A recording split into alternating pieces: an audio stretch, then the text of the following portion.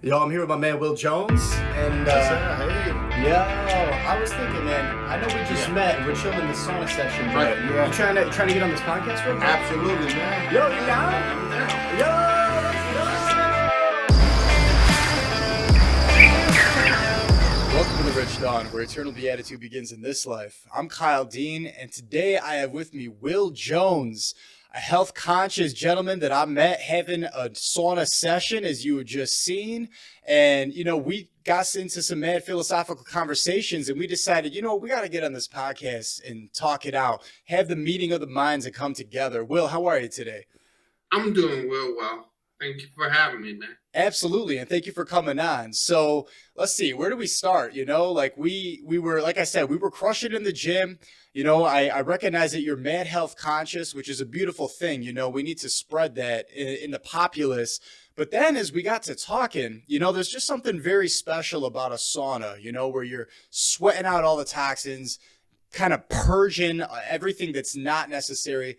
But then when you start getting into these this deep, insights on life, you realize that is the most important aspect of life is what is your outlook? So from there, we started getting into different things. I mentioned how I'm a man of faith. I got this faith-based podcast, and you were mentioning that you've got some Stoic philosophies that have really carried you through in life. So starting there, man, introduce yourself. What would you like to share with the public internet, with the world, and maybe get a little bit into how Stoicism got into your life?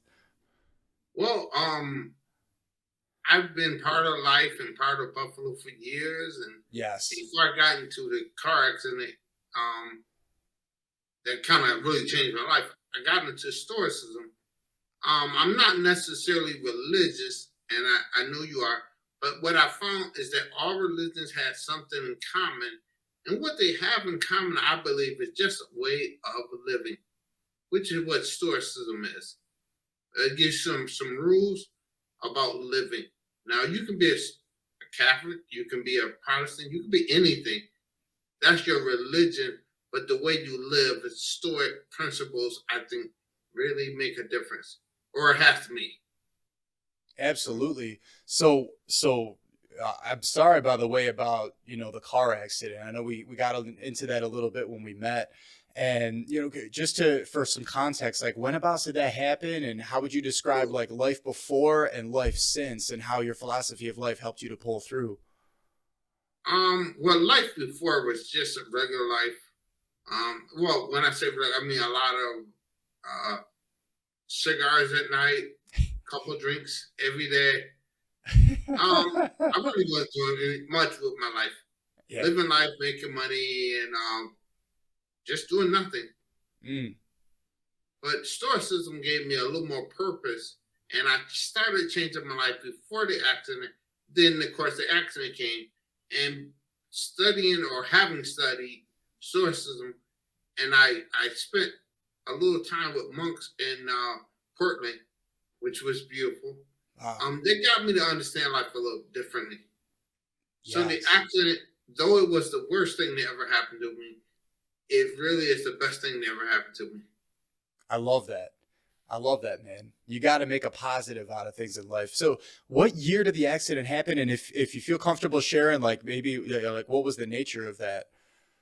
Well, it was a car accident. I was sitting in my car, and it was 2017. Okay, almost 10 years now. Yeah, it was in June. So Mm. it's been a few years, but from there I got ataxia and other things, nerve damage, and so on. But it really got me to slow down and have time with myself, and I think that's really important because before I couldn't meditate for 5 minutes. Meditation was very hard. And for most people, I could imagine because you're always running, your mind's always running. And I've learned to slow down and let the world go by. The world will go by regardless. Yeah. So you just meditation has been the best thing in my life, bar none. Wow, man. Well, I gotta tell you, man, even though I, identify as religious now, it wasn't always my predominant focus in life. In fact, one thing that I think that we'll be able to meet halfway on when it comes to the benefits that Stoicism brings is, yeah, as you just described, it's more of a philosophy of life than a religion. So it's kind of one of those things that you can custom cater to your needs, right? I mean, there's a big focus on rationality, keeping the passions Right. in check. I would argue to a fault, where it's like, because the passions aren't necessarily evil, as the Stoics say. But for me, where I kind of fit in with that in my life journey was I was a practicing Buddhist for years. And similarly, Buddhism is more of a philosophy of life than a religion, although you get, a wide swath of people that take it in different contexts. And with my Buddhist upbringing, I'll say, a very Eastern way of thinking, they would say the exact same thing you just said. Like they kind of look at Westerners, in many different Eastern trains of thought as actually schizophrenic if you can't sit still for more than 5 minutes. Like there's something to be said about the power of meditation and the ability to just, rest and allow for the Yeah. clouds, the murky waters to settle. You know what I mean? So you can get some more clarity. Well, I know that Stoicism comes from Buddhism, and I don't know how much in Buddhism you got. I didn't become a Buddhist, though I started studying that. But one of the tenets of being a Buddhist is giving away all your worldly goods. Mm, And I didn't think I would ever get there. mm. So that's kind of one of the reasons why I kind of gave that up. Because to have nothing, and that is why Buddhists wear robes, because that's the only possession they have. They give everything away. So I don't know if I could do that Yeah, um, on it's purpose. it's a tough challenge, and Yeah. Christ gave the same challenge, right? He talked to the rich man, and he's like, if you want to be perfect, sell all that you have, give away your goods. So you see that, spreading out into the religious sphere as well, that challenge, and it certainly is not for most people, like many are called, few are chosen. Yeah. Yeah, but so I want to back up for a second.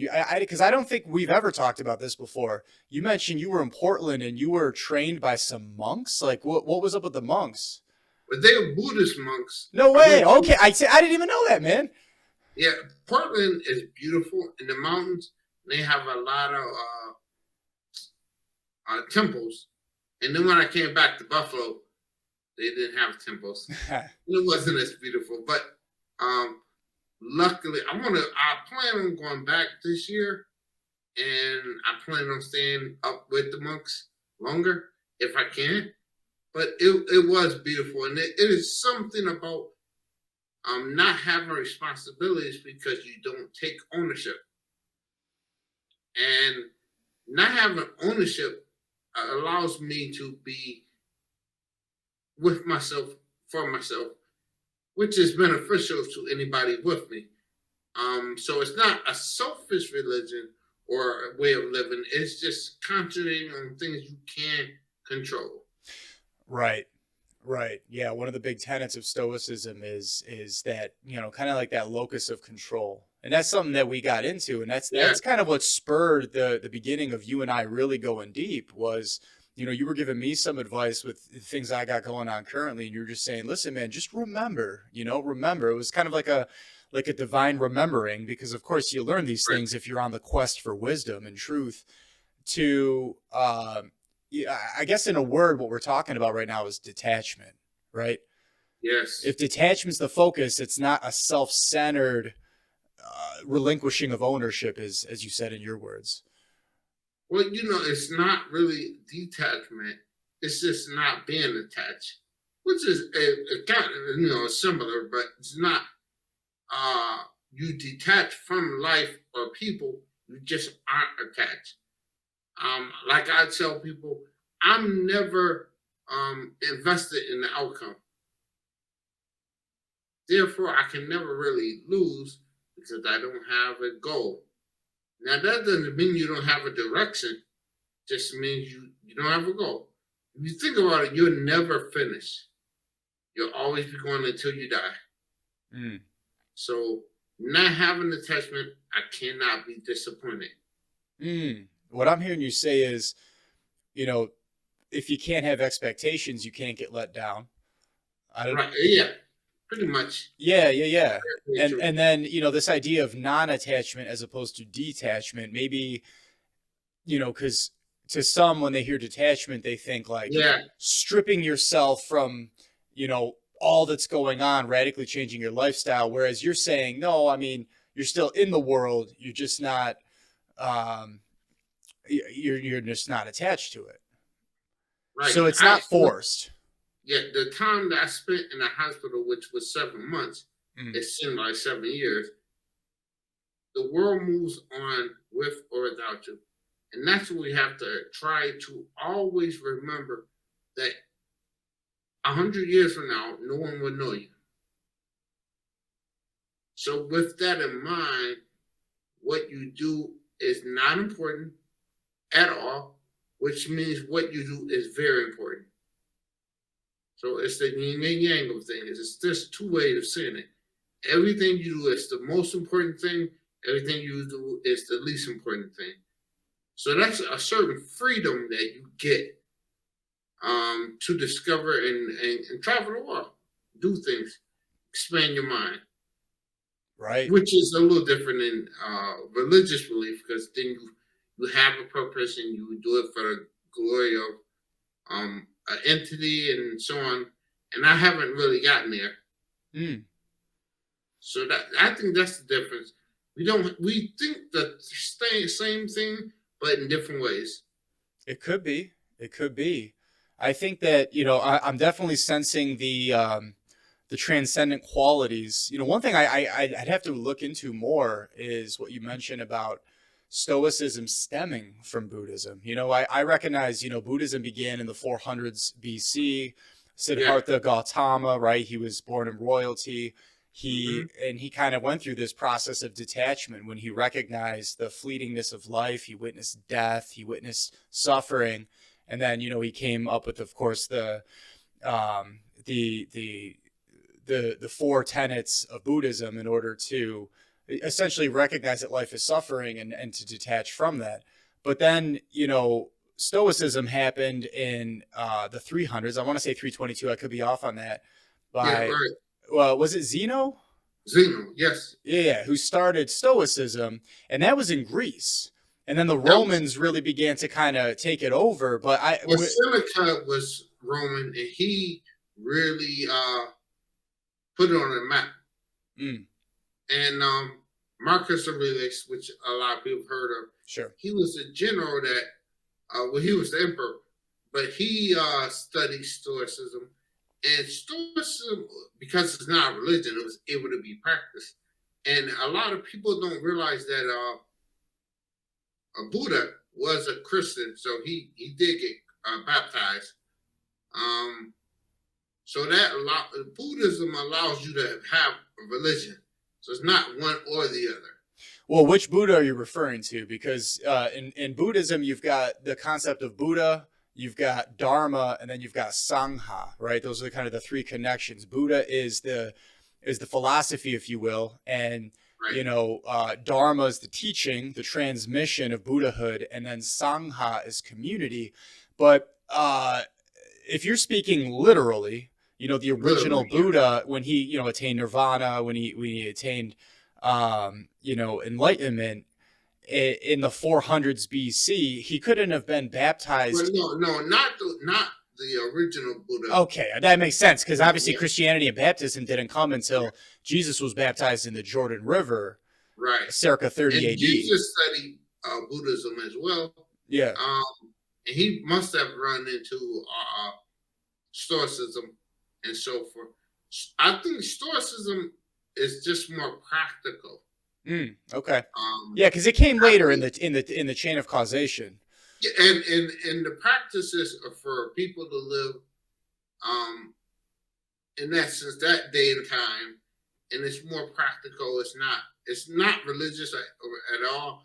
You don't have to do chants or any of those things, but it allows you to focus inward instead of focusing outward. Right. And like the Buddha says in this part of Stoicism, which is very hard for me to accept, emptying your cup. And people think they do that, but I believe that, I say it's like a cup of Kool-Aid. You know what Kool-Aid is. So if you have a full cup of water, if you pour Kool-Aid into the cup, it's going to taste pretty bad because it gets diluted and it's poured out. Why? Because your cup is full. So if you empty the cup and then you pour Kool-Aid in, it would taste great. So with life, we have so many things that we believe and we truly believe them. We have a full cup. So we try to put other stuff in there, it gets diluted and it doesn't taste good. So if you truly want to learn, you need to empty. I believe you need to empty your cup. Forget everything you know and relearn it, which you remember. You already know it. You're just remembering it. And that's important, I think.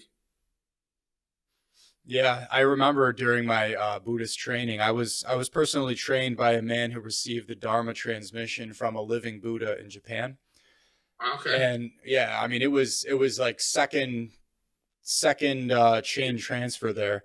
And yeah, I remember those tenets. There's a this and of course, Buddhism kind of comes out of Hinduism, right? If we're being fair, the Yeah. Hindus acknowledge Buddha as, representation of Vishnu. Some do. And it's really about that concept of transcending dualism. You see that as a common theme in Eastern philosophies. You see that with the Tao Te Ching by Lao Tzu with Taoism. You see Yeah. that before him with Confucianism. And then, of course, when Buddhism started in the 400s, you had immediately the Theravada and the Mahayana schools, right? The Theravada were more focused on being an arhat. It's kind of like being in a one-man kayak on the river to enlightenment, versus the Mahayana school, which is focusing on the path of a bodhisattva, which is you're still seeking enlightenment, but you're more in a canoe and you're trying to bring as many people with you as you can. And yeah, you're reminding me that the concept in transcending dualism is that exactly kind of like what you're doing, which is saying, it's this, but it's also this, and they seem to be opposites, but you're really trying to stretch your mind, like in the Rinzai school, they utilize koans in order to do this, which came many centuries later. But What? yeah, have you heard of koans? No. So, way down the road in Buddhism, particularly, I believe in the Mahayana tradition, you had a Okay. split in the Zen schools. Zen Buddhism became prominent, and and then you had a split there in sub philosophies, if you will. You had the Soto school and you had the Rinzai school, and the Rinzai school was more focused on koans, which are these meditative phrases that are meant to stretch your mind and to transcend dualism. Whereas the Soto school focused more on just transcendental meditation to do so. And while I was trained up more in the Soto school, I have, a relative appreciation and understanding of a lot of these different aspects of Buddhism. But I would say that where it all kind of came up short for me, I suppose, was recognizing the principle of non-contradiction. Something cannot both be and not be at the same time and in the same place. And that's where It's, kind of the it's allowance for religion came in. It's very interesting you said that because I was having a conversation with myself. And if something doesn't exist, if that's possible, that means everything that exists, if that's possible. So I believe you can't have one. Now, when you say in the same space, you're adding another layer. Mm-hmm. So you can be wrong with the first one and right with the second one. Possibly. So it's best that you maybe handle them differently because if you're wrong with the first one, let's say if you're wrong with the first one, then the second one isn't a question anymore. Right. So I believe it does exist and it doesn't exist at the same time. As do many of the early practitioners of Buddhism.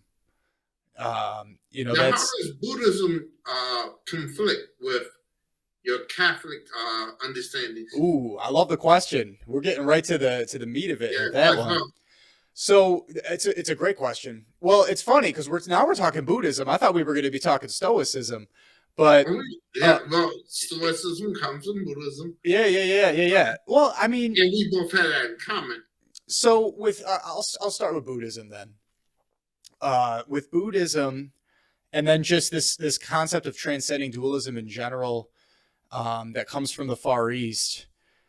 Again, it has to wrestle with that principle of non-contradiction. Now, I appreciate what you just said about, well, something can, if nothing exists, everything exists, right? I remember for want of a better term, koans that I used to wrestle with all the time. And I remember like I'm not going to be able to give you the name, but there were in the chain of causation of Buddhas, like we're all Buddha in that belief system, Right. kind of like in Hinduism, they say we're all Hindu, whether you recognize it or not. But And people often say we're all God. there's that And as well. And then you can get into a conversation about the self, right? What does that actually mean? right, Transcending the self. Are we talking about ego or are we not? And that's kind of my whole point. My point is that at some point there needs to be a defining of one's terms.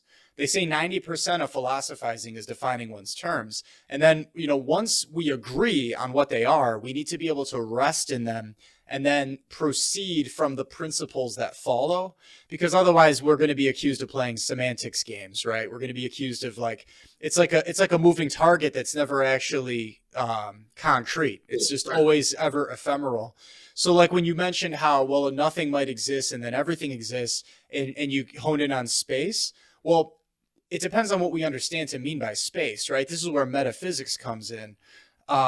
It's true that if you remove space from the equation, then, it changes the parameters of things, right? Like there are these concepts like such as aveternity. Aveternity is the realm where there's a concrete beginning of the existence of something, but it never ceases to exist. I would say that is true of both rational animals, i.e., humans, men and women, and also angels, right?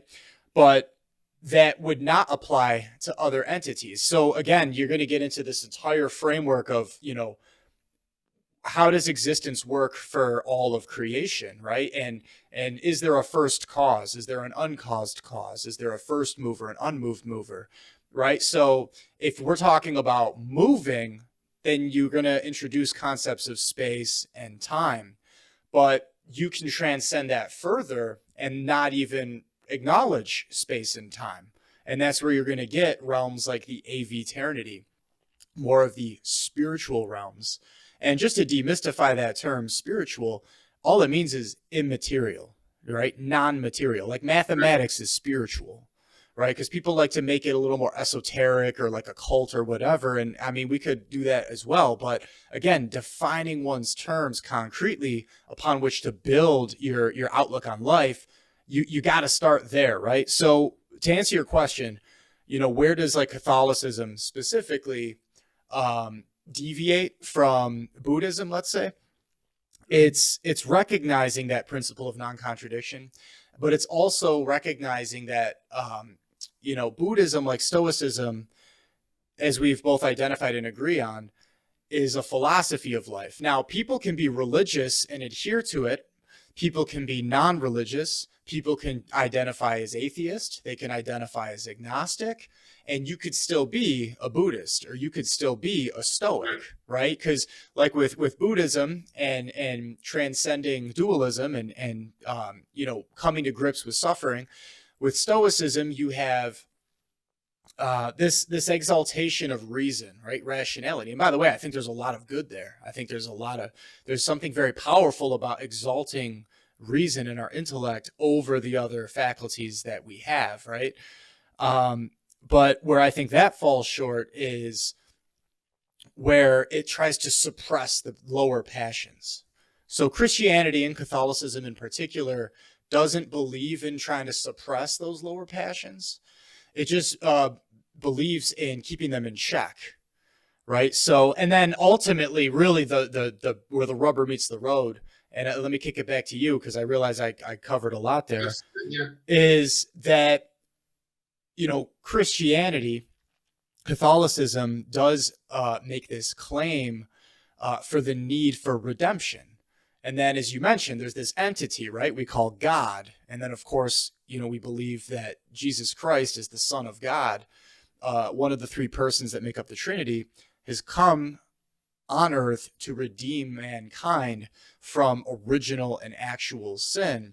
So, in order to start subscribing to that belief system, which of course shifts from mere philosophy to right. religion, you would have to, one, understand those concepts, two, come to believe them as true, and then really three, like recognize that they're not just amongst another set of truths out there that one can or cannot decide to subscribe to, but that they have such a legitimate claim over your every mode of your existence that they take, primacy over all the other, philosophies and religions that are out there. So with that as a So groundwork, I mean, where does that vibe with you? Where does that, where does that butt heads with you? Like, where are you at with well, that? it seems as though it's the same thing up to a point, In a lot and of then it ways. veers off. So, like you said about the emotions, as far as pushing down, suppressing the lower emotions, Right. Passions. and I think that it's a misunderstanding. And you said the same thing because compression, the feelings or dismiss, it's the same thing. It's just a different word. Mm. But nonetheless, truth is truth, and truth can't be emotionally argued because it doesn't, because emotions aren't real. So the truth is real. So logic will win out over emotion. So it's Agreed. not, you don't have emotions. It just, it's not relevant for the whatever the issue is that you're dealing with. Right. So and it will confuse you. So not that it has no bearing because you are a creature that has emotions. It just had no bearing on the truth. So I think, in a sense, for you, it seems the religion veered off from, say, Buddhism or any other belief when you add in the deity or the Jesus and so on. So I think that was really where it would veer off because it wouldn't be true with the other beliefs because you're making left and then you're supposed to go right, and it Right. just can't meet. It's hard to meet. So Well, I think that's the problem. let's start there then. So yeah, I mean, agreed, right? I don't even think we agree to disagree with anything you just said. You're saying that, okay, if you're trying to say that you're suppressing the lower passions, that might be just a different way of stating that they need to be under control. Right. There are, certain sects of Stoicism that would say that you need to kind of like snuff them out, right? And Christianity inherently disagrees with that. So if that was your understanding of Stoicism, then that would be something that I would focus on. But since we don't really have that as a blockage, like I noticed how you mentioned earlier that you mentioned, entity, deity. Maybe that would have a different claim on your life, right? As anyone's, but Yeah. you said I haven't really gotten there. Like, what does that mean for you? Does that mean you've never been exposed to it, or it's never clicked? Like, what does that mean? It means it's a nicer way of saying I don't necessarily believe. Mm, And you don't want to tell someone you don't believe because they might get upset if they believe such. sure. So You don't you have to just worry say about that with me, though, man. Just to be you clear. haven't gotten there, which means it allows them to feel like you're on a different journey. Which, in a sense, we are. We're on our own journeys. But I don't necessarily believe. Yes. So that's where but it's so many things that we do agree on. You can agree because it's only a certain path that you go off and you disagree. Right. So it's good to know where that path is because if you don't want to disagree, you don't go there. And if you do want to disagree, you should go right there. That's Yes. where it breaks off. Religion or belief. Right. I guess it's all a belief. Well, I would say that I don't necessarily want to disagree with anyone. For me, and this is just me, like I come from a place of charity, compassion, love. Like I want every human being that's ever been created and that ever will be created, whether I ever meet them in my lifetime, whether they're a part of my generation or not, to be in heaven, right? For heaven for a Christian, of course, is this place of eternal beatitude where, the morally perfect, the perfected end up, right? And I wish that for everybody. I think that's a part of loving.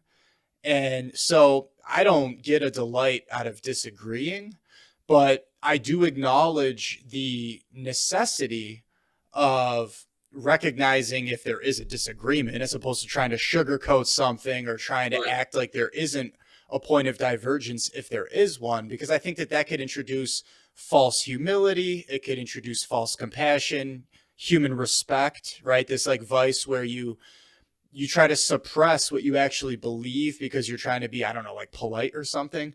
But I think Right. it's like a low level politeness because, again, back to my point, like if there is something worth sharing with someone because it's going to elevate their consciousness, elevate their level of charity, their Yeah. happiness, then it's worth sharing. So, I mean, yeah, when I totally vibe with what you're saying, and I appreciate, by the way, your politeness in the sense of saying like, yeah, like I don't believe, but and you're not going to offend me, man. Like I've been on, you and I have both been on a journey where we've been exposed to a lot of different things. It Right. sounds like, so it's kind of one of those like it's not personal in the sense that it's just either something makes sense to you or it doesn't. So I would just kick back to you and just ask like, have you been exposed to? I mean, we're hyper focusing on Catholicism and Christianity writ large, but because you happen to know that that's what I believe, but like have you been subscribed to different religions, let's say, and Um. understand them but just reject them, or do you not understand them? Like where would you say you're at? Um. I do understand some, and I wouldn't say completely, question. Um. But where we diverge is normally a solid belief in something that I don't believe in. So I would have to be taking a leap. So I reject the religion Mm, because I don't follow that. It doesn't make sense to the other stuff that I believe in and that I was taught. So it doesn't it's not logical. And maybe that's what I think. It's just not logical. yeah. So I don't believe it. So it's hard, especially being an African American. We have a belief that every African American is Christian, but we're not, and it's hard to say it. Like my best friend was a pastor of a church, and I knew a lot of pastors, and it was great, but we just didn't talk about religion that much Right. because I wouldn't believe, and they normally would say in the good book. But if you don't believe in the book, how can I start with the book? Right. You want to start there, and I don't think we should start there. So Right. that becomes a difficult conversation. So it's best to avoid it because it gets you off point of it all existing and living, and you should want everyone to do well, not because you want everyone to do well, but because you don't have room in your heart for bad feelings or something you feel is bad. Yeah. Now, in Stoicism, um, well, practically speaking, no, everyone won't get there. There's only so many seats, so it kind of would be a waste of time for you to want everyone to do something you know that everyone won't be able to do. Now, I'm not saying you want bad things to happen to people. You don't want to be invested in their outcome. Therefore, you're living for the moment, and you're thinking, oh, now, because the past is just a memory that's not real, and the future is set every moment. So I don't know. It's just difficult. Yeah, absolutely. Verse two. Well, I think you just brought up a number of really good points, right? So one was, how are you going to appeal to something that I already don't accept at the outset to try to get me to subscribe to it, believe it, accept it, right? I agree with you 100% that that's probably not the right approach, because Yeah, if you're trying to win an argument instead of trying to gain a relationship, then it's naturally going to cause friction. It might not end well. And then that leads, like you just said, to the desire to just say it's best not to just even go there. And I would imagine if your, philosophy doesn't believe in ultimate, reward, punishment, heaven, hell, then it's completely fine to just kind of live and let live, so to speak. Because yeah, it's like, and I don't know for sure. I think I understood what you said when you were saying that um, there's a limited number of seats anyway, so why try to force something? I think you're referring to heaven, but maybe you're referring to a tenet of yeah. We're Stoicism. sort of Okay, yeah.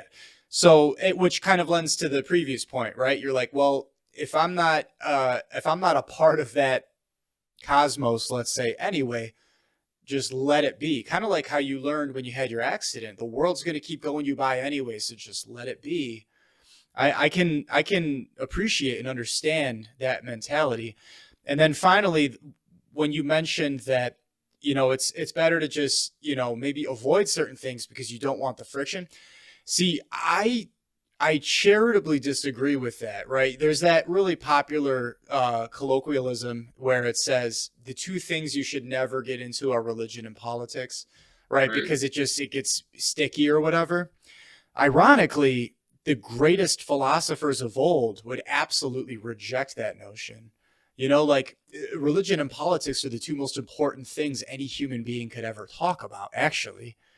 Yeah, And it takes a higher level of intellect, it takes a higher level of, let's say, fortitude, because you have to be prepared for the disagreements that are inevitably going to come. But then I think if you have a higher level of compassion and patience and all these other virtues, right, which is what Stoicism is all right. about, is fostering Virtue. the virtue, right? Then there is almost an art, as well as the science of engaging in a discussion like that in a way that is effective, right? And it's the irony is not lost on me in the realm of politics, which, by the way, I'm an apolitical person personally. This is not a political podcast at all. I think it's hilarious that if you look at the origin of the word politics, it's actually referring to politeness, like a polite discussion to try to like get together on policy. And it's like, you could insert whatever joke about how far we've gone to the wayside on that in this day and age. Yeah, But, but for me, I think religion is a hill worth dying on, because, I mean, there's just absolutely nothing more interesting. And I think I that, think you're right. yeah, I totally agree with you. I think you're right. Um, and like most people, uh, you're right. Maybe more so. You're right 70% of the time, and most people only right 40% of the time. So I don't think my stats are that good, but I appreciate it. I believe that some of your answers are correct, but then you often ask yourself a question or answer a question that isn't what it is. So you're going in, you kind of Lewis and Kirk, where they were traveling, and the guy said, "I think we're going the wrong way," and they replied, "Shut up, we're making good time." So I think you're making good time, but you're going the wrong way. That's Sometimes. fair. Tell me where I'm going the wrong way. Like, what about my actual ethos is wrong? I don't even know if we've gotten enough into it to be able to Well, identify that, but maybe we have. I would just say what you said, and I'll, because I didn't want to stop you while you were stating that. But go ahead and say what you said. I'll show you where I think you may have gone to the left.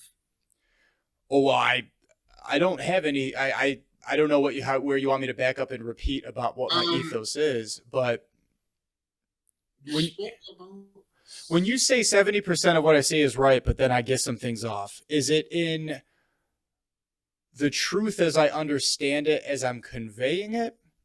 Or is No, it in the process by which I'm attempting to build a bridge on where we understand? no, it's the part where I think most people get things wrong and they go left. It's when they state something outside of themselves. Mm, So if you're arguing with your woman, for example, or your guy, whatever it is, you will often state something that you don't know to be true. Well, you mm. don't know that to be true, or you did this, or people do this, or people do that. See, you're stating things outside of yourself, and you could be wrong. So, if you could be wrong and it's outside of you, you shouldn't say it because it makes everything after that kind of false. So you stated a few times in your conversation what people do, but you don't know what people do. You're not them. So you repeatedly stated other actions that were outside of you. So you don't know. I can't argue what you know because I'm not you. But I know you don't know everyone else. So you don't know what they think. You just know what you think. I'm better understanding what you're saying now, and I appreciate you pointing that out because I think that brings up something really important, right? It's impossible to perfectly accurately represent an entire grouping, right? If you're trying to speak philosophy or religion, right? Like if I'm saying some Stoics subscribe to this, the vast Right. majority of Stoics subscribe to that, but then there's Which others that makes sense. interpret it this way, or Christians or Buddhists or whatever, there has to be a starting point in the conversation. You're right. So normally you're generalizing, you're making a general statement. So 51% or more, that makes total sense and that could be understood. But when you make a statement about a group of people or people that only bolsters your argument and you really don't know, that's where you kind of lose the person. They think, well, that's not true. But see, if they're stuck on that one part not being true and you moved on and you're making all your decisions based on those facts, it doesn't move the argument forward. It kind of gets stuck Absolutely. And if it's not true, they're not even facts, right? there. But Right. So you can't be general when you talk. You can say Catholics or Christians or whatever, because you're making a general statement. yeah, But that's understood to be general versus when you make an obvious statement that is not meant to be general, it's meant to be absolute. And the person you're talking to disagrees with you. Now, they may not say anything, but it kind of ruins your argument beyond that point. And as I long find as that, it's not true. See, now the reason that I would caution against what you're saying right now, just writ large, is because it could be a conversation killer. And especially if somebody struggles with making an act of faith, right? You mentioned, like, I would have to take this leap into the unknown, and I'm not ready to do that.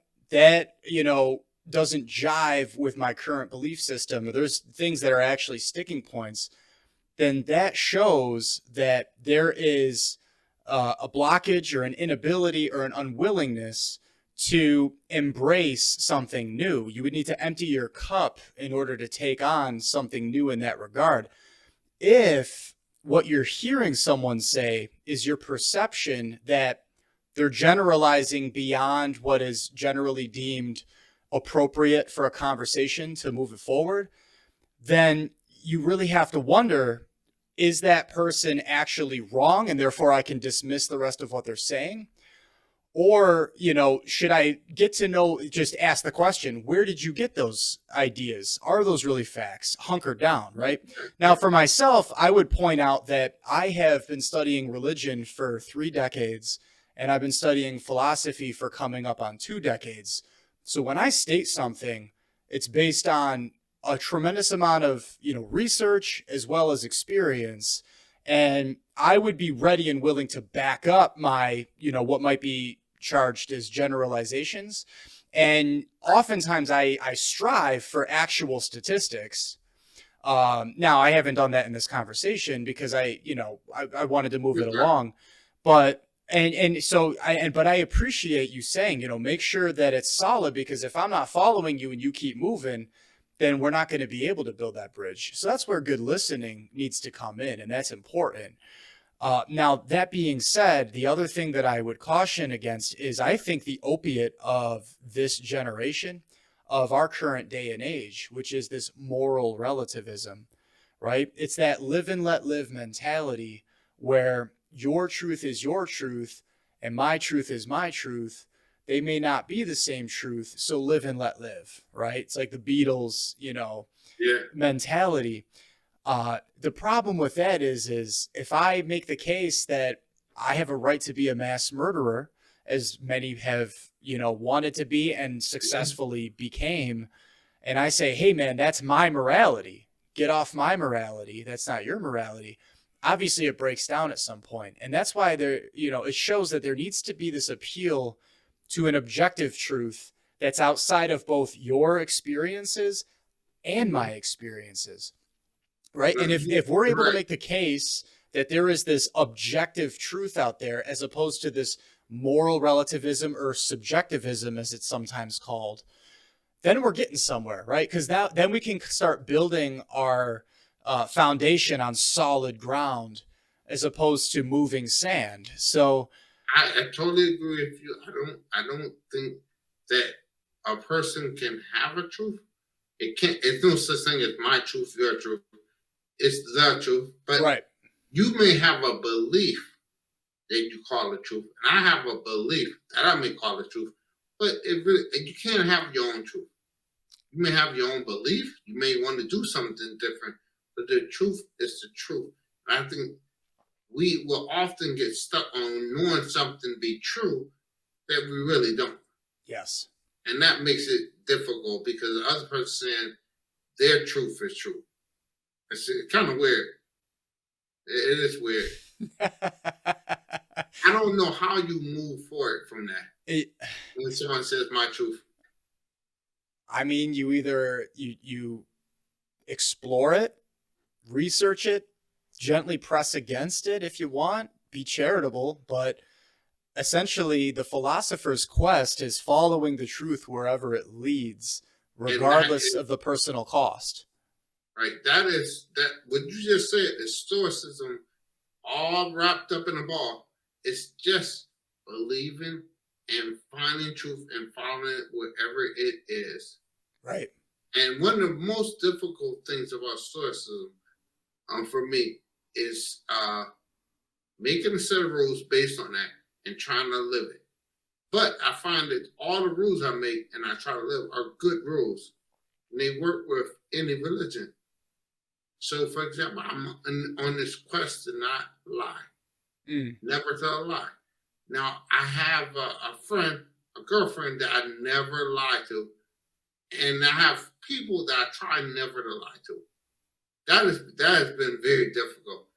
I was very surprised how many lies you tell a day. Once I realized I would not tell one, it became very difficult. And not lies that will hurt someone, but of course you don't think you tell any lies that hurt someone. But just telling lies is difficult, or not telling lies. It's more difficult than you thought, and it shouldn't be, but it is. Yes. Yeah, I agree with you. I mean, if you look at Book 4 of Plato's Republic, right? This is where we get the mentioning of the cardinal virtues. The cardinal virtues are, prudence, justice, fortitude, and temperance. Right. And the ancient pagan philosophers really broke down kind of the sub-virtues that correspond to those 4 cardinal virtues. And Stoicism really went with it. And they acknowledged the exaltation of reason over the other faculties, right? Because with prudence, that's an exercise of the intellect. It's knowing the right thing to do at the right time, given the circumstances. Right.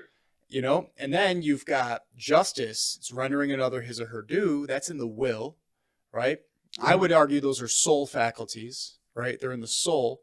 Right. And then you've got fortitude, which is the ability to engage the arduous, right? It's a virtue that you need if you're going to have a disagreement with somebody about foundational beliefs, like what is the purpose of my life as I understand it, and should I chart my course differently, right? And then temperance, right? Of course, it's just like, it's all about that moderation. It's really harmony. It's exercising harmony in matters of food, pleasure, all different forms of pleasure, right? Right.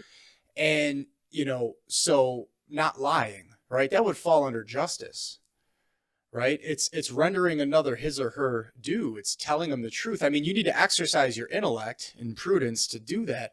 But then ultimately, if you lie to someone, that's unjust, and I commend you. I commend you for acknowledging that is a journey. It's a quest. A lot of people don't, ever do that. Now, I don't want to be accused of making a general observation there, but I would argue that maybe more people don't make not only a daily, but a moment by moment concerted effort to set up bulwarks on that than others, right?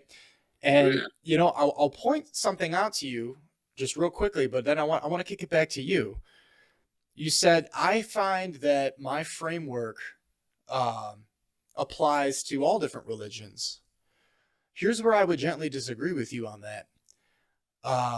If you actually study the major religions, right? The major monotheistic religions are Judaism, Christianity, and Islam, right? Right. Well, I don't know if you knew this, but both in Judaism, as it continued beyond the establishment of Christianity in the Talmud, has tenets that say that you're allowed to lie to non-Jews. Right. And in Islam, they have taqiyya, right? I don't know, maybe you've heard of this, maybe you haven't. Have you heard of taqiyya? No. Taqiyya is an Islamic precept that you are also allowed to lie to infidels or non-Muslims. Right. Okay, now, if someone is trying to exercise universally the, let's say, Stoic, precept of living those virtues, I would say the difference in Christianity is that not only do you need to exercise that discipline and to constantly have that examination of conscience moment by moment for your girlfriend, right? Of course, it's probably one of the most important people in your entire life, right? So that would be like, family or friends. Right. But, we subscribe to a master, Jesus Christ, who challenged us. I mean, you want to talk about like transcending dualism. It's not exactly that, but it's definitely super paradoxical, this faith that I profess. We say you also must love your enemies, right? So even if I'm pointing out maybe the flaws in my brothers and sisters in other belief systems, it's not from a place of hatred. It's not from a place of even trying to dox per se, but it's from a place of love. It's saying, hey, anyone who sins is a slave to sin, and sinning makes one an enemy of God. If I want to be a friend of God, I have to also love my enemy, which means don't even lie to my enemies. Now that's challenging. That is very challenging. I agree with you. Where the part I disagree with you is that the not lying works with any religion, even though they have loopholes that you can. If you don't, it still works. So that's where it's not a sin not to. It's not bad to not lie. It's just you can lie to infidel, for example. They allow some loopholes, but you don't have to exercise the loopholes. And if you don't, it's not bad. It doesn't say you should lie to infidel. It's bad to, but I digress. It's not really. That's where the religious part of belief kind of conflict sometimes. I respect what you're saying. You're saying that based on how Will subscribes to, to your ethos, I'm talking about applying these Stoic principles within the frameworks of these religions. I have my own modus operandi about do's and don'ts that can work. I'm not talking about trying, like Kyle Dean, trying to actually conform myself completely within any one of those frameworks. So we're seeing it from two different angles, but we're speaking the same thing. Yeah, that which is often the case. No question. And I know you can definitely speak in generalities. I didn't mean to say that you can't be general. Definitely, because you can't move a conversation along. It's in being polite. You should always be, because from my own life, when I got in a car accident, a car crash, they don't call them accidents anymore. A long time ago, these years ago, I got out the car and the car hit my car. With I was going somewhere on Main Street, and I got out. I was cursing and carrying on. I was very upset. And the lady got out. It was an old lady, and she knew me from church. And she said, "Well," and she was a client of mine because I did a lot of photographs for reverends in church. She knew me, and that taught me the lesson that there was no reason for me to be rude and obnoxious. But I thought I was justified because she hit me. But there's no justification. I felt horrible. And therefore, I think that I learned that lesson in that kind of word. But still, there's no need to be rude, even if you disagree.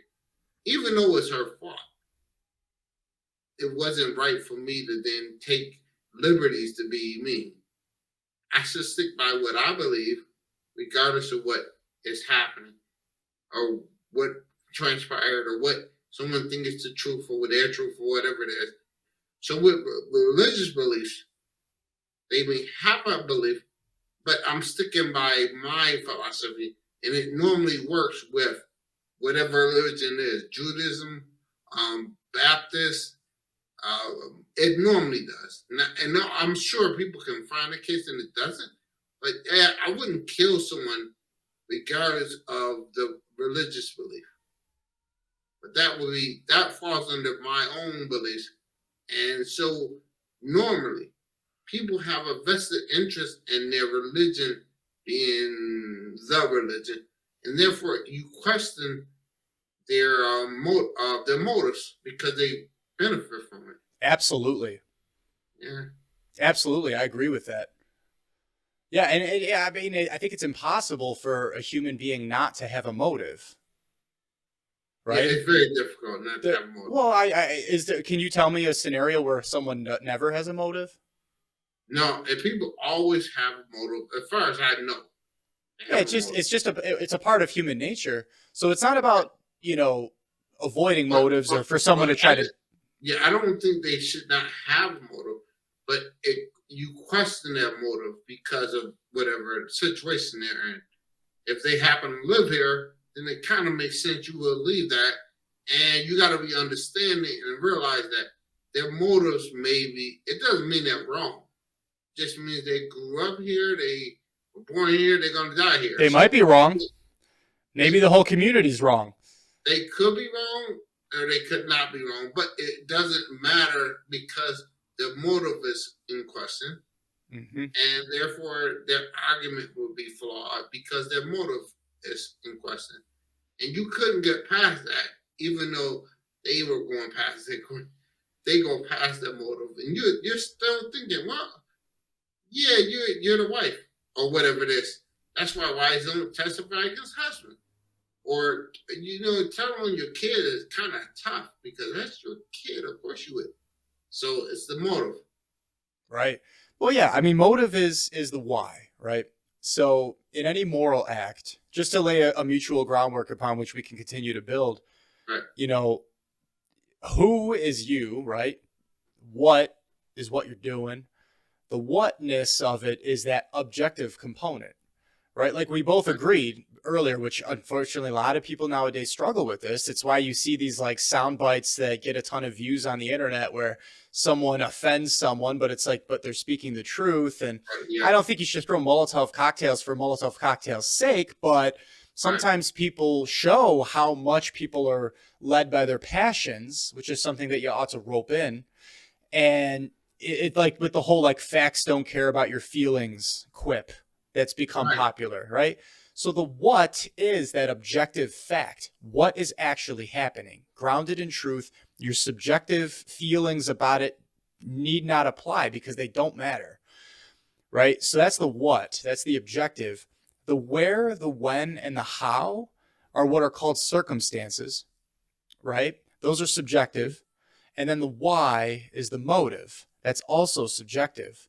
So, yeah, I mean, you could question someone's motive, but you could even say that the motive is wrong, but the what is still objectively good, Right.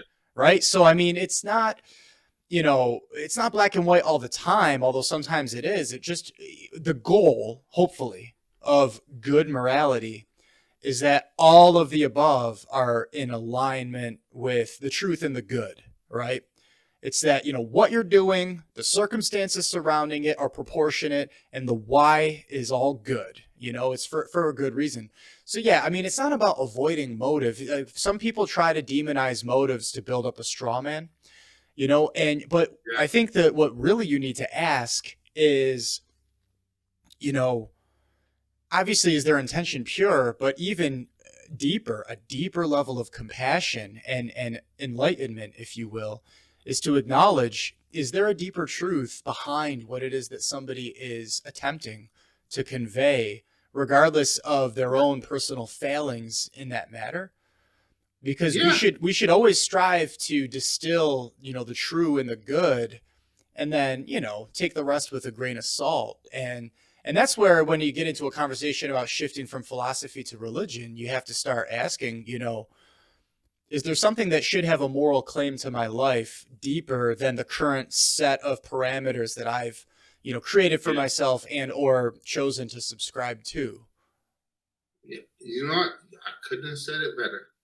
I appreciate that, man. Absolutely. And I would say, unfortunately, it's just a fact of life, and it's something that should give people caution and strike maybe humility and even like a reverential fear that sometimes entire communities do get it wrong, because there's something in a chain of causation that came maybe even generations Right. before, where It's a like you're right. matriarch veered off the beaten path, veered off of the fullness of truth, if there is such a thing, and then entire communities suffered as a result of it.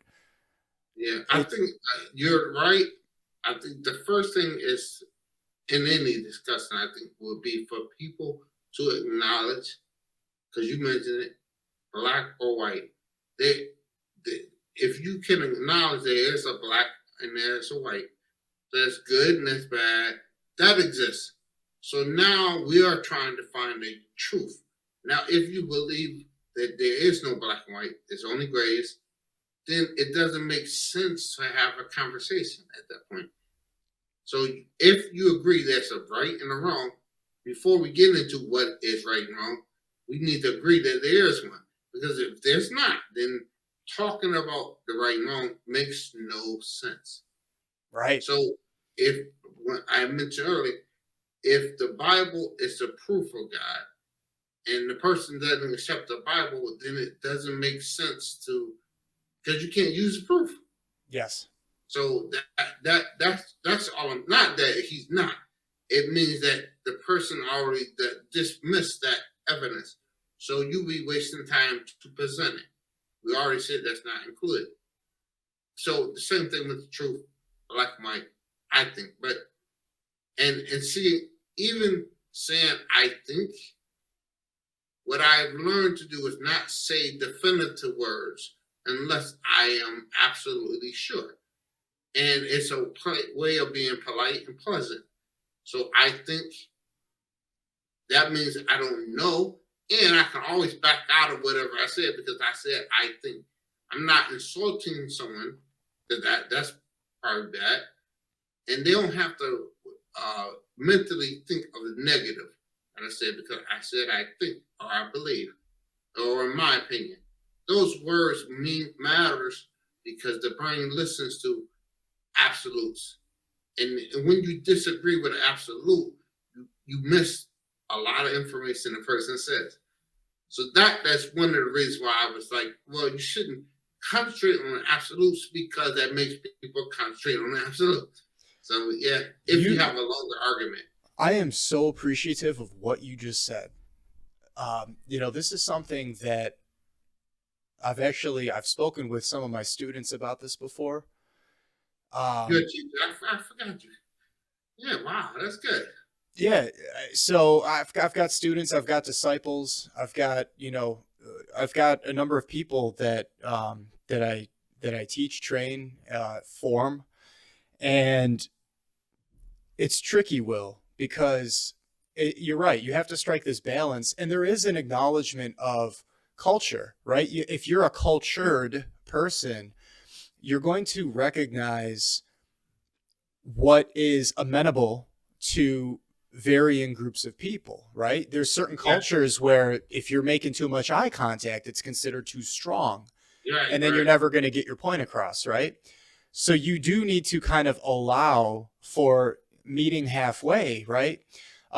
In my faith tradition, it sounds like you grew up Christian, if I'm hearing you right, because you used to go yeah, to a yeah. church and everything. So it's not like I'm speaking Christianity to you like you've never heard of it before. But you know, the Christian model, Jesus and the Samaritan woman at the well, I think is I mean, I believe he's the master of the universe. So of course I think the way that he did things is legit. It's you meet someone where they're at and then you just love them. But then Right, you don't just keep them where they're at because that's not really loving. If they could be doing something better or being right. healed or knowing truth better or whatever. So you challenge. There's got to be a challenge. And that's Mhm. where I struggle a little bit with. You have to strike the balance between meeting someone where they're at and the way that you communicate without acquiescing too much in the process, right? That is very difficult. You're Because right. Yeah, right, because the challenge still needs to be there because you meet them where they're at, but you cannot keep them where they're at. You got to elevate their consciousness. And in this day and age, a lot of people don't know this unless you're, whatever, unless you study philosophy, unless if you're a bookworm, a nerd, or you just, you learn from a good teacher real quick. There is a concerted effort out there nowadays to actually train people to use feelings based statements. And it's actually been studied. It's a way of hijacking the human psyche. It's actually very dangerous. I'm not going to get into the origins of this. I mean, really, if it goes to the Garden of Eden, if you really want to take it all the way, no, but um, because if you only ever say I feel like this, I feel that, I feel this, it's actually subconsciously, subliminally appealing to your lower faculties in your body, where your emotions, your imagination, your cogitative power, all these other things reside, and right. and that's where we get hijacked from having a clean and pure connection to our intellect and our souls. So, whereby we know the truth, and then our wills, where we do the good. So, I caution. I guess what I'm saying is I meet you halfway on that. I like that you're saying, I like to use I think statements because I don't want to speak in absolutes to come off too strong to someone to turn them Right, off. but you have to know when to push. You're right. Yeah, because it That defeats the is purpose. a constant battle. Yeah, But then I would say, last thing I would say is, I don't think that that means that you should caution against absolute statements ever. Because again, for those of us who know who we are in the Lord and who walk as Christ's hands and feet and eyes and ears and lips and everything, our Lord spoke in absolutes, and he was doing it demonstratively. He was doing it pedagogically. Oftentimes, he was doing it to teach and to challenge people to be shaken out of their lower sensibilities. So I don't think that you can always view it as, rude or impolite or provocative. Maybe it is meant to be provocative from time to time, but it doesn't necessarily mean that it's rude. Does that make sense? no, no, I get you. You totally makes sense, and I didn't mean to suggest that you don't, and I'm not, because I can be rude and I can do all those, and also challenging isn't You and me both, talking brother. in absolutes isn't challenging or isn't wrong. You should talk in absolutes when you absolutely know something. Like your belief in Jesus Christ is an absolute. So for you to say that isn't questionable. Um, you can make general statements. That's not questionable because it's a general statement. But when you veer from that and you say things that seem religious but aren't, or you say things that seem something that everyone believes, most people do, and it's not, or the other person doesn't believe, that's when it becomes questionable. And since I make statements a lot, I try not to say absolutes so that it doesn't trigger the person's brain to be think of it as a negative. Right. It's really usually. I don't mean to say that. Don't talk in absolutes. Don't be. Yeah, you should. For certain things, you certainly should be, but you need to be careful because once again, you talk religiously and you say some foolishness, and it kind of ruins the whole. That means you don't. Everything you said. It doesn't mean everything you said was false. It's that you shouldn't have said that because that ruins your argument. So Absolutely. yeah, If you spout falsehood, your credibility goes way down. they, Or if you're doing the truth, but you don't know your audience, yeah, then you're also ineffective, right? So virtue right, always lies in the mean between excess and deficit. Now, yeah, I'm gonna throw the hot potato right back at you now, Will. You asked me right at the beginning, why does your Catholicism reject these other philosophies? I'm going to ask you because you've now revealed that over the course of this conversation that you were presumably raised Christian or at least at some point had a Christian yeah, ethos, and today you don't subscribe to it. You reject it because it doesn't make sense to your current uh, framework of right. belief. Why is that? So, like, what is it that you understand about Christianity? So that way, I don't, just you tell me yourself. And then is there something about it that you reject, or is it just that you find it to be on equal footing with all the other religions out there? Like, what is your belief when it comes to religion specifically? Um, I personally believe that the world is a lot bigger. It's a universe out there, and I don't believe that there is a being that made everything. That doesn't make practical sense to me. If the universe and the world was smaller, I guess it would, but it doesn't because it seems to be endless, and it doesn't seem like someone would take all the time to do the small thing that is us. Um, I also don't necessarily believe that an individual, Jesus, did all the things and means all the things that those people that lived in or after his death believe.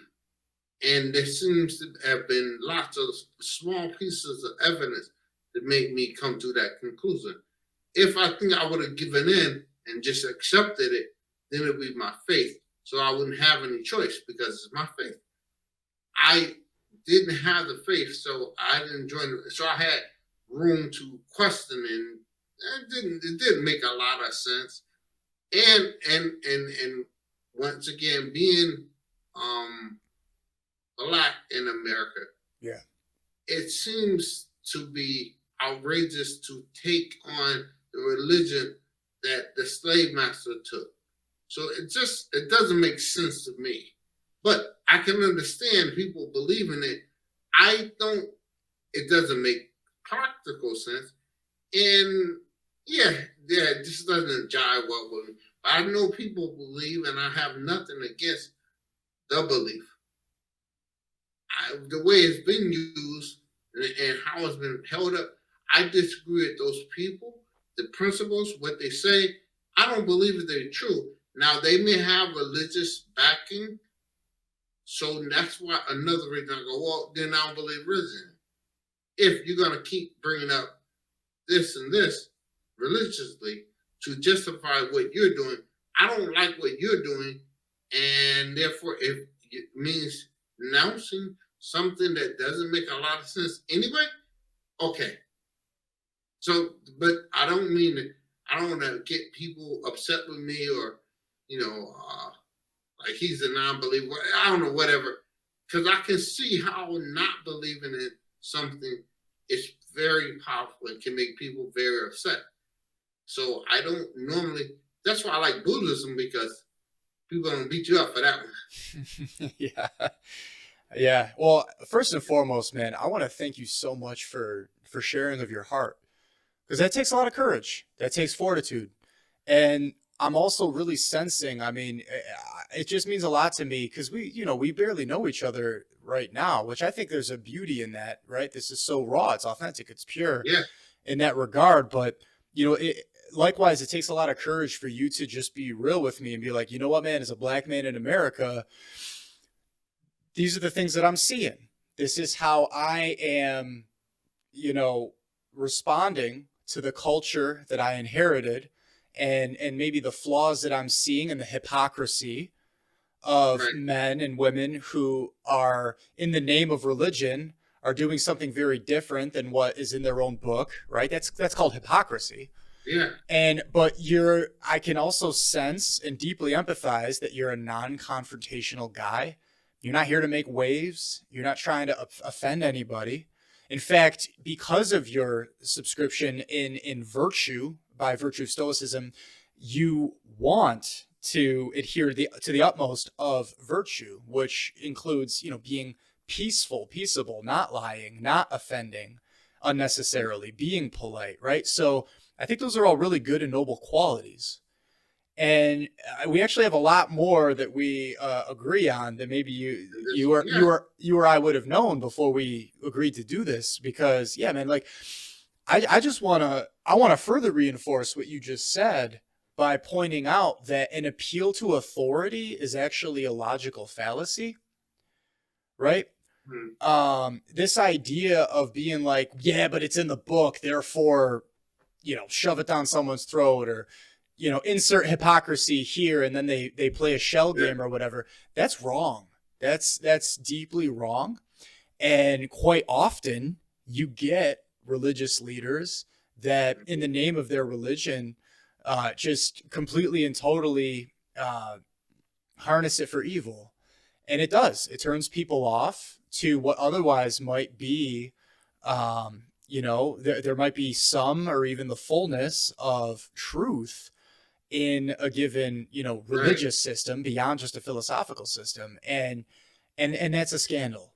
You know what I mean? It's a scandal Yeah, to be um to have to be distanced from what could yeah, otherwise be very beautiful, because if there is truth and goodness there, because of the failures of men, right? you're right. Oh, wow. You So definitely said it.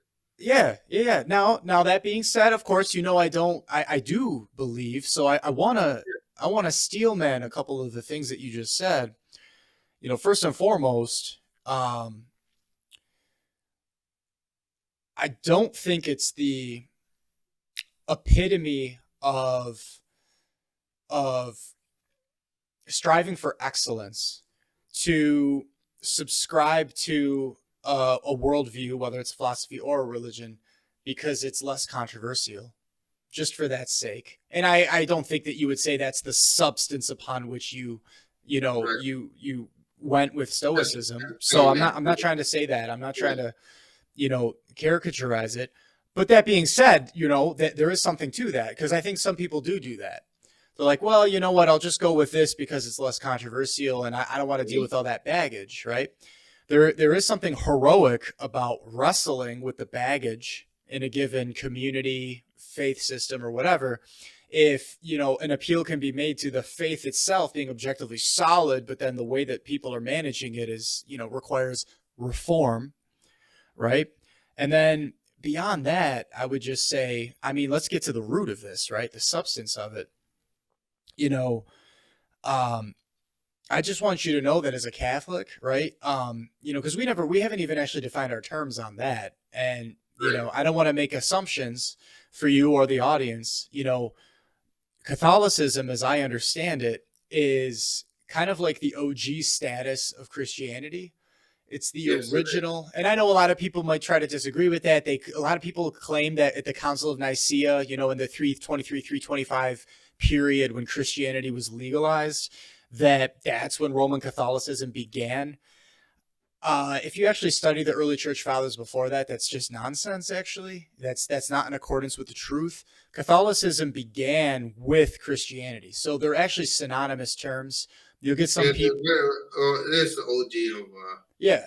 the Okay, so you faith. already know Right, that because you'll get some people like, "Are you Christian or are you Catholic?" And it's like, okay, wait a minute. right, right, you know, all Catholics are Christians, even though not all Christians are Catholics. That's how that works. right, So, and I do believe that Catholicism has a moral claim to the fullness of the truth, right? Which is a super audacious statement. If you believe something like that, you better be able to back it up.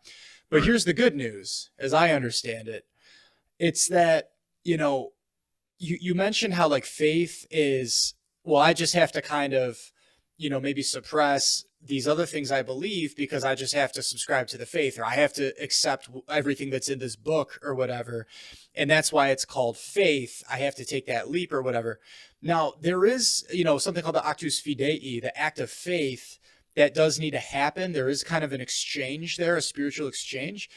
But that being said, one area that Catholicism and most other versions of, Protestantism and just non-Catholic Christianity in general, one area where we often actually diverge is that for a Catholic, the theological virtue of faith is actually like super grounded in rationality and in rational principles. So there is a way to communicate and convey, why we have faith. It's not just this like blind acceptance of the unknown. And I think that that's a really common misconception. And yeah, so for whatever it's worth, man, like I would love to explore with you further, online or offline, um, like building those bridges, because I that's where I think it gets exciting. And I'm not going to sit there and just appeal to some book if you have stumbling blocks there, because how are we communicating at that point? right. Like there is an art and a science. It's called apologetics. Apologia comes from the Greek to make a defense, to lay a natural belief in God, which is where I think you and I should start, right? Because you said you don't subscribe to some deity that cares about all this stuff going on with us little peons, right? I'm saying it obviously in different Right, words, and I yeah, don't mean it disrespectfully, but you got to start believing in a deity before you're going to start appealing to a book, right? right. If it's worth appealing to. I mean, No, maybe you'll convince me and I will renounce my faith and be like, no, I think Will's actually the one that's got this. At the end of the day, the philosopher's quest, it goes back to following that truth wherever it leads, regardless of the personal cost. So it's not about right. either of us being right. It's about figuring out what is right. Yeah, you don't need to get it right. You just need to wait. You need to get it right, not be right. Right. That's the Exactly. thing. That's Yeah. it, man. Well, I appreciate what you said. It makes a lot of sense. It's so logical, and you're taking the logic path, and it makes sense. You're not saying some crazy outer, it's not crazy. And crazy just kind of is a turnoff. Ooh, that's kind of crazy. I mean, I've that's been just, there. I think we've all been there, yeah, some people get if we're really, being honest. yeah, yeah. One time, just to tell a quick story, Yeah. I was in a bar, and the guy was telling a story. He was buying drinks, so whoever's buying drinks, whatever they say is right. So I remember being in a bar. It was on Main Street, waiting on my next assignment, and the guy was all against gay people, Yeah. and he was just really going on because it was gay pride or something. Sure. Um, so we are all agreeing with him because he was buying drinks. But it got to the point where he says, we should just kill them all, kill all the gays. Yeah, we drinking, so it didn't matter. Oh, He yeah. said, and those lesbians too. Whoa, whoa, whoa, whoa, whoa, whoa, wait. At that time, I was like, wait a minute. See, now you took it too far. That, in my mind, I was thinking, that's too far. That's a bridge too far. Wow. So people can have a belief, and it can be, you can agree with it. So it sounds like a super bastardized version of chivalry there. Yeah, they tend to take it too far, and you gotta just, everything can go too far. You just where your line is. I drew the line there, but if he wouldn't have went there, then I'd been like, yeah. Or if he'd have stopped buying drinks, yeah. But the point is, people often take things too far and they get away from logic and they just start talking crazy. And it's like, oh man, that sounds kind of crazy. I've run into this not a few times, man. You know, Yeah, Nazis, just straight up yeah. blanket statements. We should kill an entire ethnic group of people. I think it's reprehensible. And you don't even want to argue with them. You just want to get out of there. Like, oh man, I that mean, was scary. that's a pretty hardened heart. Yeah, it Yeah. requires a lot of prayer. And by the way, love the sinner, hate the sin. You know, he who kills by the sword will die by the sword. That's right. So Yeah. we shouldn't be, we shouldn't be marginalizing any group of people in that regard. Um, I would like for a new book to be written with all those great sayings modernized so that we can just explain to younger people what those things mean. And it hasn't been one, but it'd be great.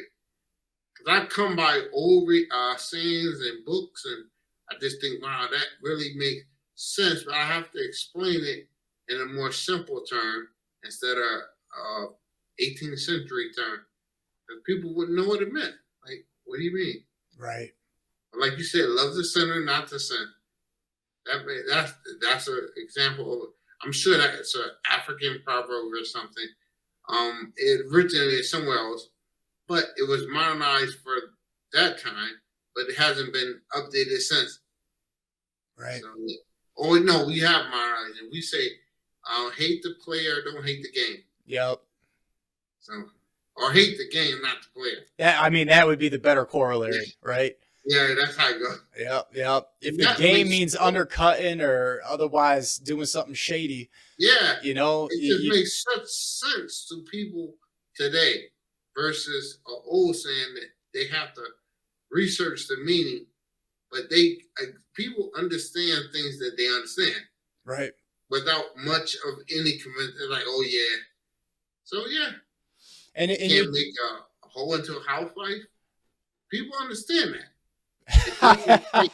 I actually just I actually harnessed that yesterday when trying to give when giving advice on, maintaining chastity and not allowing for someone to lose their soul for a lower delight.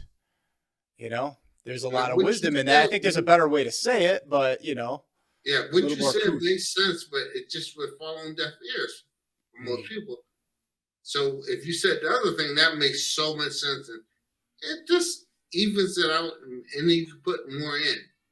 But if Yeah, you say save your chastity, and you're like, oh god, I know. Oh, he's that fuddy duddy, yeah, prude, goody two shoes. yeah. She Well, gave her chastity away a long time ago. She has 4 kids. Come on, what the heck? yep. Well, I'll tell you what, man. We got to wrap it up somewhere. Maybe we'll Yeah, do a yeah. part Go ahead, two or we can something. wrap it up. Maybe we'll create the book just by having a series of discussions and then just get it codified or something. But We can use the internet, and people are gonna send in saying, yeah, you know what I'm saying? we'll send a new one. We can do a community book. That's word, man. Well, Yeah. I'm so appreciative of how this conversation went, man. We gained a lot of common ground, and I gotta say one last thing though before I go, because I forgot to mention it. You mentioned the challenge of being an African American and subscribing to this religion that the slave masters held. Man, I empathize with that deeply. I've actually, I have a lot of involvement in the African American community, and I've heard that many times over the years. You know, one thing that I think that we need to strike in a book that's going to appeal to the youth is really helping to comprehend history without getting bogged down in the history. Just like if we're going to use like 1700s terms, right? Right. But if you actually look at the origins of the word slave, it comes from Slav, the Slavic peoples, Right. of which I am one. And so, the original slaves were actually of more of my pigment. And in the context of the usage, the English usage of the term, I mean, it goes back, you look at the Jews in Egypt and Right. whatever else, but it's unfortunately been a truism since the fall of man. But my point is that various groups of people have gone through those atrocities over the course of history. You know, if you have a wider scope than just American history, you know, that happened to my ancestors just as much as it happened to your ancestors. And I don't think that an appeal to a religion, if it has any claim to truth, let alone a fullness to it, should be rejected because of the failures of the people that, you know, decided to impose evil on another in the name of their twisted version of it. You know what I'm saying? I agree with you, and I know we have to wrap up, but I would point out that even though slaves come from the Slavic community, it's not the same. And the reason why people often talk about American slaves is because America did it differently. Slavs were slaves from Slav, and people, everybody was slaves at some point. But that was different because that was from war, and you take over, you take the people, and you make the men slaves, you make the wives, whatever. Right. So people did that. I understand that part. But when you make a race of people and you make them less than, and you work into your system, it's a little different. It's not the same. So it's not like they made all people with dark hair or blinds, all blinds this, and they set out to discriminate against people who had blonde hair. They said Slavs, and they lost some war or whatever. They made them into slaves, which people often made people into slaves. We don't have to do that now because the Industrial Revolution and so on. But America did it differently, and that is why it's a little bit different. And I think that needs to be taken into account because people will often say what you said, which it's not that it's not true. It's just a little more to the story. And that changes it a little bit. I think we would, not that we'd be fine with slavery, but if it was done the same way it was done with everyone else, it would be fine. And not fine, but it would be understandable. Well, I think what you're getting at is that because there's always conversations now about like making a reparation for an evil that happened recently as opposed to going way far back. You know, and we can agree to disagree if we need to, but when the Slavic peoples, it happened to them, it was actually because of who they were. Sometimes it's just because of proximity. Oh, you're the neighboring country. Other times it's because they actually desired a specific, you know, grouping of people. And by the way, for me, I think all evil is extreme. You know, evil is evil is evil. And that's why I'm saying, like, you know, of course, recognizing what happened with the shortcomings in America is important, particularly for those of us who are Americans, because it's our own patrimony. Now, that being said, for somebody who emigrated one generation ago or currently, as opposed to 4, 5, 6 generations ago, you know, it's going to have a different impact because a lot of these people, you know, never even had anything to do with what happened to a specific group of people. So it's a lot more nuance than just There's a lot of nuance. You want to try to, yeah. And, you know, I don't want to devolve into like identity politics because, like I said, I'm not into any kind of politics, but the point is that evil is evil is evil. And also, you know, slavery hasn't gone away. Yeah, it's post-industrial revolution, but now it's in the form of like human trafficking. And it's extremely deceptive because they say that the number of slaves today is higher than at any point in human history. And the reason we don't notice it is because everybody's in front of a screen and we just assume, oh, well, if I don't see it on the screen, it's not happening. And that's just not the case. So we should condemn evil in all of its forms and stay vigilant at all times against it. That's my personal take. I believe you. You're right. You're right. You know, it was great having this conversation. It gives me something to think about as well. So that makes a good conversation. Yeah, 100%, man. I think a lot of people are going to gain a lot of value from it. You know, I hope so. It gives you pause to think. Like you were saying, when you had that accident, that was a life transforming moment for you to take stock of what actually matters, what's fleeting, what's temporary, right? And I just really, really appreciate you again, Will, for coming on and for sharing of your testimony. sharing of your journey, right, in this snapshot of time where we both have, our current levels of understanding. Yeah, And I pray that, we continue to evolve in our understandings and to continue to seek truth, as I know you and I both will, because yeah. we're those kinds of souls. And Well, it was great, Mindy. I'm glad I met you, and like I said, you make lots of sense, and you're well read, and it just makes sense, and that works for me. I appreciate you, man.